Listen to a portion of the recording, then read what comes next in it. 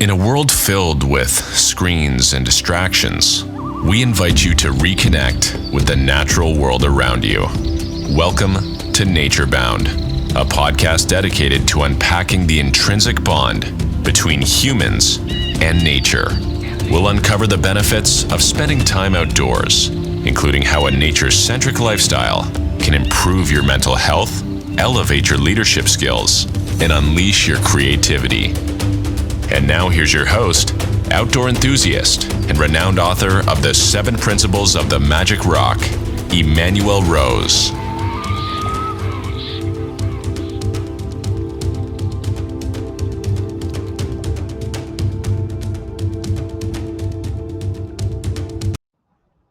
Well, thanks for tuning in today to the Nature Bound podcast. I have two very experienced outdoorsmen who spend time all during the year catching, cooking, and experiencing being outside. And today we're going to be talking about the spring turkey hunt and how the season went. And I want to welcome Mark Avolio and Jim Clark. And thanks, guys, for taking time to share some of your experiences and your wisdom, if we can dig some of that out. To get started, love to have you just talk about a little bit about when you started turkey hunting and why you started turkey hunting. And we'll start with Mark because his last name starts with an A. Well, I didn't start seriously turkey hunting till about I want to say maybe 10 years ago. It just wasn't something that was on my radar. Usually that time of year I was fishing for salmon and steelhead and so on, but that kind of petered out and looking for something else to do. And turkey hunting filled the gap, and it's become a real passion.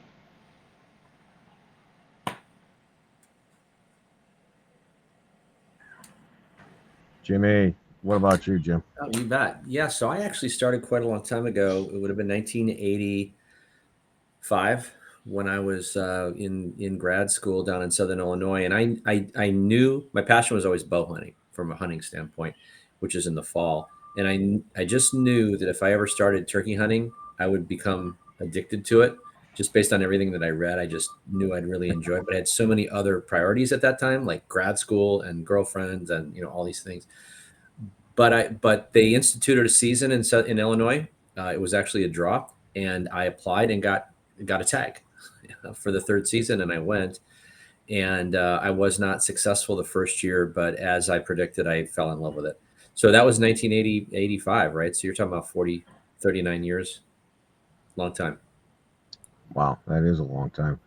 And you've hunted turkeys all over, not just where you live in Oregon right now, right? Correct, right? Yeah, I mean, I grew up in the Midwest, so hunted all throughout the Midwest. From Minnesota all the way through Illinois, Ohio, Iowa, and then we lived in South Carolina, hunted there, and Kansas, and then California, Oregon. So quite a few states, actually. Yeah. Nice. Well, I want to dig into what were some of the seminal or key moments from 2024, what you noticed, observed, assessed, experienced from this spring that was maybe a standout event. Mark, what do you got? Well, for me first, I probably to qualify everything I'm about to say, I'm not hunting what I call agricultural birds. I'm hunting what I call free range turkeys. I'm out in the national forest and doing the classic running and gunning. And probably for this year, and so there's no, kind of know where they're going to be, but it's not like, to tell you the truth, for the 10 years I've been hunting this one area, I still don't know where the roosting trees are. Never been able to find them. So, but, there's 500,000 acres. So at any rate, in fact, I put them to bed and thought I put them to bed in terms of left them at 4 or 5 o'clock in the afternoon and come back first light the next day. They're nowhere to be found. So I have no idea. But that said, as far as this year is concerned, I kind of look for patterns to repeat. And I thought this year was going to be somewhat like the 2016 season, where we had a relatively mild winter, except for about a week or so. The snowpack wasn't that low, although what there was of it was fairly deep, above about 4,000 feet, because I'm hunting up to almost 6,000 feet where I'm at. And I was looking for the repeat of 2016, where it was warm. The birds, the hens had already nested, and in fact, we're seeing poults almost by the end of April. And I was looking for the toms to be out and looking for love, so to speak, and they weren't. Got cold, got wet, and the turkeys were still flocked up for where I was hunting at the beginning of the year, so beginning of the season. So that was kind of a like, okay, well, let's figure out how to hunt them in flocks, because normally they're not in flocks. They're already gobbling and paired up and so on. So that was my first impression of the 2024 season. Interesting to build on that, Mark, is that I've had the exact opposite experience in that. As you know, I've been hiding a couple thousand acre piece of private ground for a number of years, in addition to public land that we hunt. And on this private ground, I know exactly which trees the turkeys roost, like literally the trees, and we have them named, right? And so there's basically 3 roosting areas on this property of a couple thousand acres where they traditionally have always roosted. The interesting thing was it was logged last year, and the landowner selective harvested substantially all of the large fir trees that the turkeys roost in. And so it was curious what's going to happen. Like what's it going to be like hunting out there with all of these large roost trees taken down? The interesting thing was that the turkeys returned to the area because the habitat is so good, but they didn't know where to go. They didn't know where to roost. So the interesting thing this year was they were in a different area every evening, trying to figure out what the right combination of characteristics were to roost in. And so it was like hunting a whole new piece of property after hunting the exact same place for 15 years. So it was interesting, a lot of learning. So they were coming back into the food plots essentially that you're used to seeing them in. Is that well? It's not agriculture. It's similar to Mark's. These are free range, turkeys up at 2,500 feet, but they the same general areas where they feed, meadows, oaks, that type of thing. They were coming back to that area, but they just didn't know where to roost because they look up and the trees were gone, and so they were figuring out how to roost in ponderosas or in smaller oak trees. And so they were confused, and it made them actually a little more difficult to hunt because they didn't follow the same patterns, obviously, but it also made it fun. So it sounds there's a migratory nature to these animals. And do you have any idea about how big that range is that they migrate through? Well, I'll let Mark take that one first because I think he hunts bigger, more open public ground, and then I'll comment on this. Yeah. Yeah, the areas I hunt range anywhere from 1,800 feet to above 5,000 feet. And the trick is to find out the turkeys start off down in the river bottoms because that's where they winter over at. And kind of tongue in cheek, I actually do know where some roosting trees are, particularly early in the season, but they're in town and they frown on that. So anyhow, so it's kind of interesting. I try to find patterns, at least in terms of locating birds and so on. And one of the things I've noticed in this area is if I can find what elevation the elk are at, that's about the same elevation that the turkeys will be at. But I've seen them, I've seen them, up in the snow sometimes too. So that's not a hard and fast rule. But in terms of finding them, you just go up in elevation and look for where it starts to green up. And I think, no biologist, I think what happens is as the turkeys move up in elevation, the hens peel off and find ideal nesting cover. And that gets the toms to stick with them at certain elevations. But, Manny, we've hunted together. You saw we were finding turkeys at 2,500 feet, and we were watching them cross the road at 5,000 feet in the same week. So some of it has to do with finding them at elevation, but these areas that I hunt, and maybe I'm jumping ahead in some of the questions you have, I look for perennial water. I mean, it's kind of three things I look for in terms of, but it's got to be, again, up at some elevation. But I look for perennial water sources, flat ground, and and also ideally jack pine areas bordering these somewhat open meadows on flat ground. If you can find those three, it's kind of like the Chucker mantra. It's that's what I look for. But you've got to go up in elevation to find them, because I know for a fact that they'll abandon some of the lower areas you find them in to start with. Jim, what are you seeing as far as the migration patterns?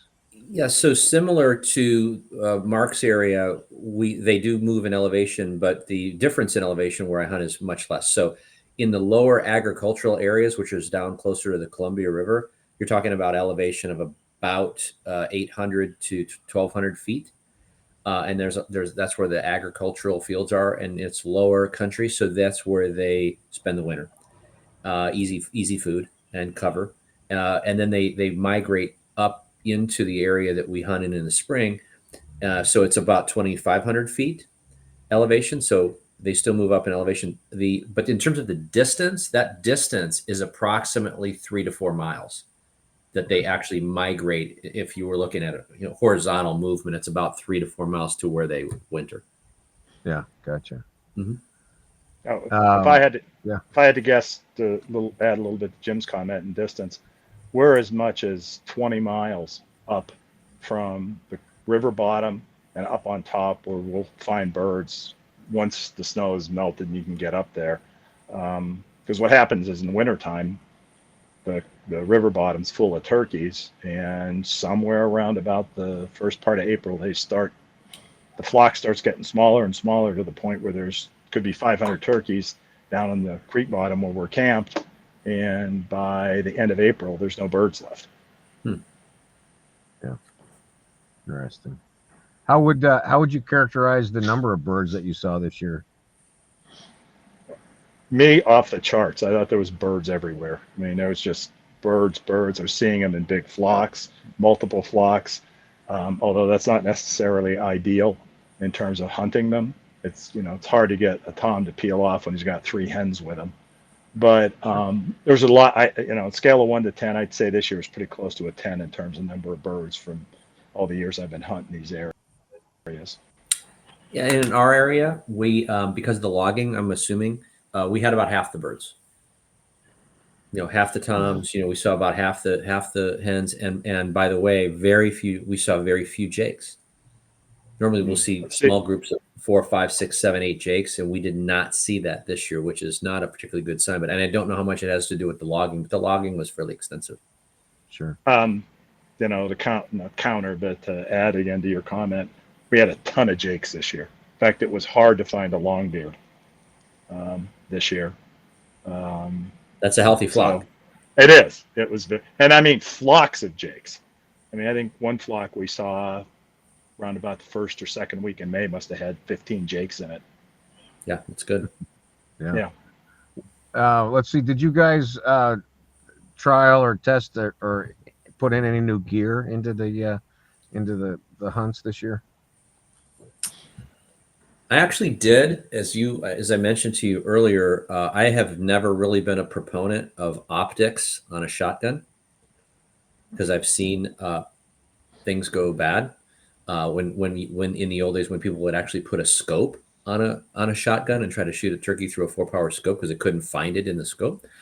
And I've shot plenty of turkeys just using open sights.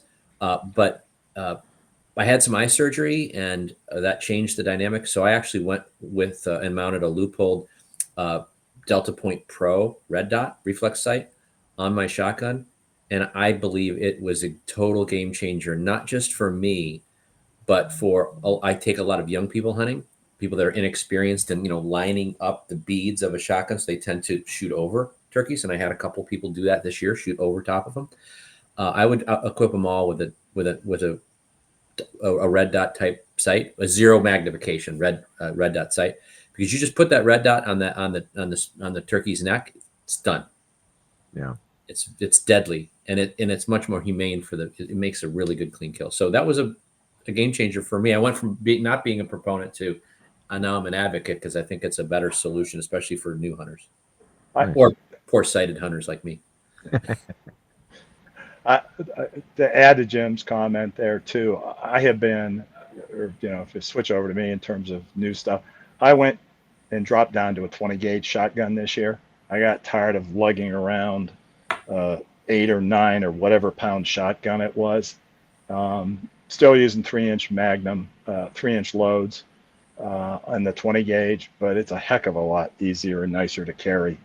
And as far as optics, I don't know, about 5 or 6 years ago, I forget how long ago it was, I went from open sights to a red dot sight, no magnification again. And I did that because I found myself kind of in a pickle, because I hunt alone a lot, and it's hard to call, even mouth call, and stay still and be aware of your surroundings, be aware of what the turkeys are doing if your head's down on the shotgun. Because like as Jim alluded to, if your head's not down on the shotgun, you're going to shoot high. It's just that simple. And it's hard to have your head flat down on a shotgun, focused, not moving, and trying to call and watch what's going on with the turkeys. It's just virtually. The nice thing with the red dot is you don't have to have your head down on the shotgun, and wherever that dot is where the shot's going to go. And that's a big plus for me when I'm hunting alone all the time. Yeah, good point. Wow. Any other gear? Yeah, go ahead. I also this year, I kind of had done it the year before and had been slowly adjusting the kit, so to speak. I had been going to shooting sticks, bipod shooting sticks. Now I've got a nice setup. It's attached to the shotgun. And again, I hunt by myself most of the time, and so it's much easier for me. So the gun is always up and ready. And with the red dot, there's no, because I have seen turkeys shy away from just simply tightening my grip on the shotgun at 50 yards. So maybe I did something else too, but it's just imperative you say absolutely still. And so I'm trying to add things again as I'm shooting, but calling and hunting by myself, that just absolutely minimizes any kind of movement I have to make. I mean, that's the turkey superpower, right? Is vision. Oh, that's just, without doubt. Without a doubt. Thank God they can't smell her. You never get one. For God's sakes, we had to always make sure you were downwind. You'd never get one. It's just that simple. Well, I had a memorable hunt with Mark this year where I got to see the full show, the full strut, the spitting and scratching, and it really it was like 15 minutes of a National Geographic show, and fortunately I was able to get that bird. But I was at that moment, I was like, I don't even care if I take this bird home or not. It was such an amazing experience to see that animal in full strut and doing what turkeys do. So it was my memorable takeaway from this season. And I wonder if you guys would just share one memorable takeaway that you had from this year. – Mark probably has lots, because he put a lot of time in the ground. You probably have to sort through. We'll probably have to sort through a bunch. I didn't hunt quite as much this year, but one memorable thing I would say that it reinforced a lesson I've learned previously is, when there's when a turkey is roosted in an area where you've tried to approach them on the roost and you've been unsuccessful for a period of time. And this was actually a prior year. This was public land. This was a prior year. I was unsuccessful in approaching a turkey roost in this area.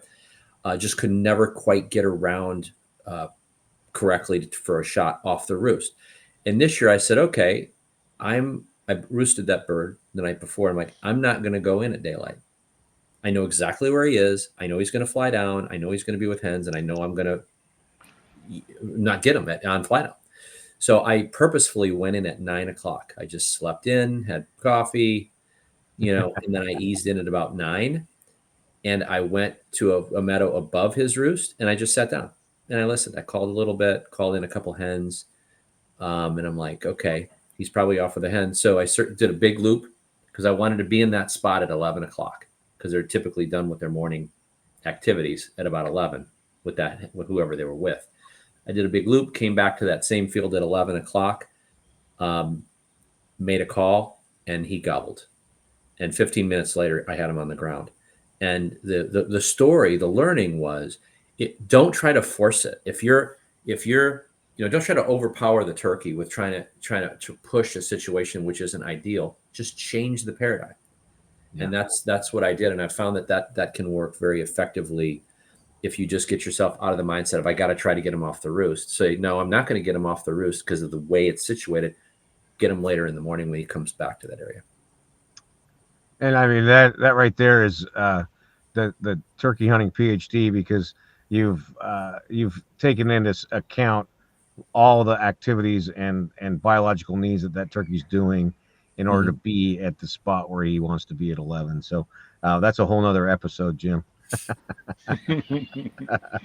It made that particular turkey very satisfying because of using all that prior knowledge and of what he's going to be doing his morning, how is he going to spend his time, and knowing where to be when, and then having him actually come in and do that. And then it was very light calling. It was not a heavy call. It was just a light purring and clucking, and bam. Nice. Yeah. What you got, Mark? You have lots. What was the big takeaway? Yeah, well, I have to confess now that I'm essentially a turkey bum, because I hunt the whole season. I take the travel trailer, park it, and hunt for 6 weeks. If we have time, I sort of got two. One, we'll start with the second thing that happened, is I was stunned that there were still small flocks of hens without toms at the end of the season. In fact, I called in a couple of times. I called hens in with no toms. I mean, 2 and 3 at a time. In fact, I had one time where I struck a bird and the hens came in. There's 3 hens, and I'm sitting there, and this took like 45 minutes, an hour, something like this. And I'm not moving. I'm thinking maybe eventually the tom will come sneaking in with the hens.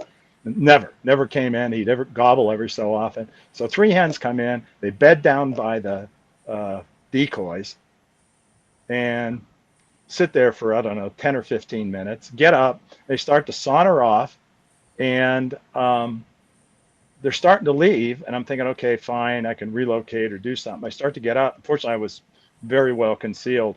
They come back, and 3 left, and 4 hens came back. Wow.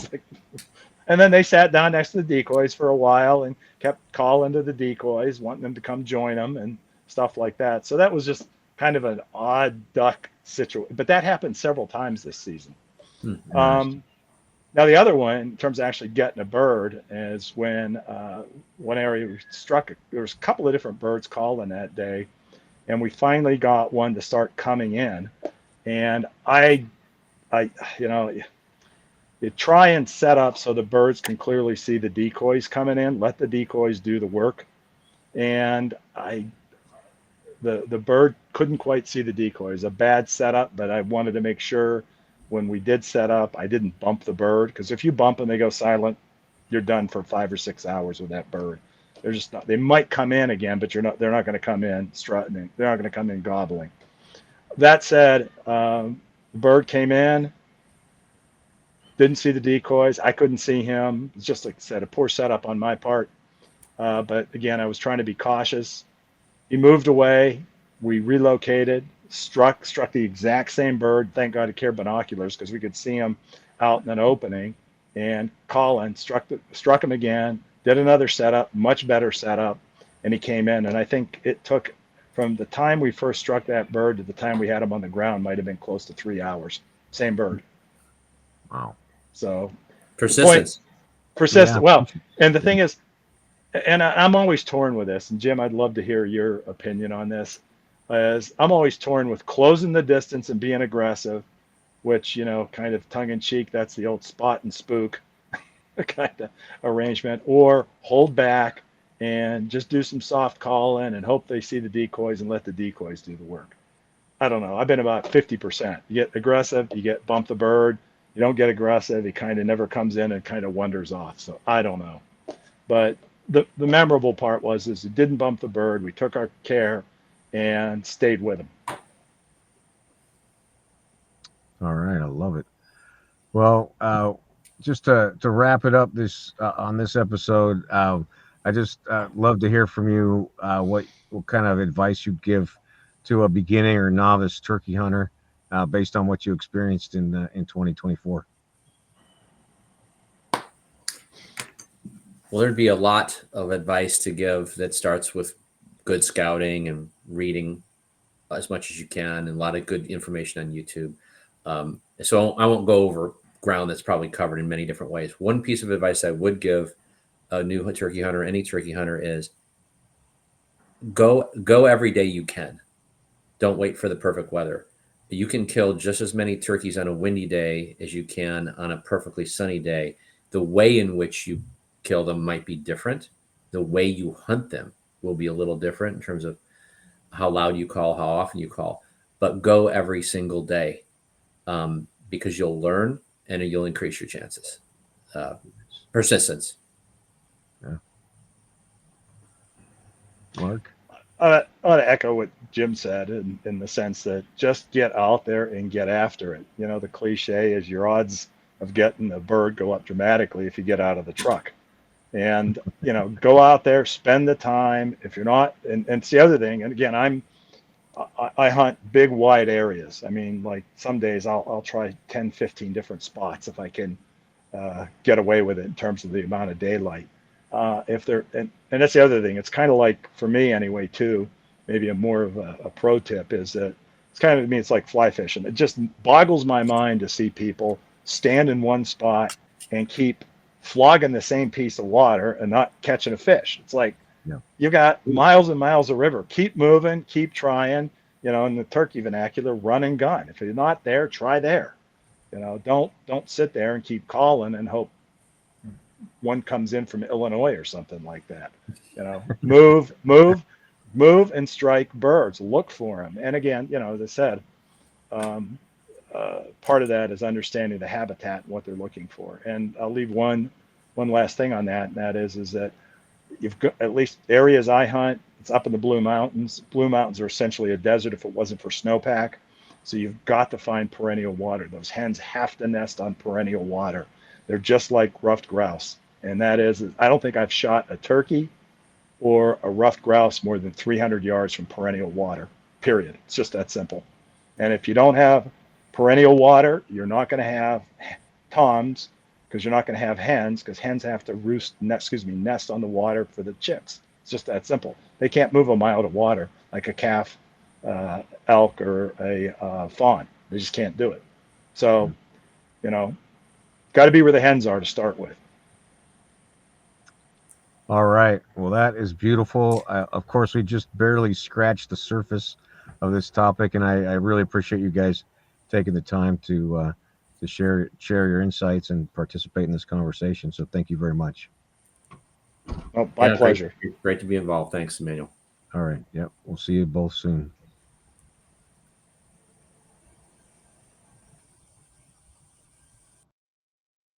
Thanks for listening to this episode of Nature Bound.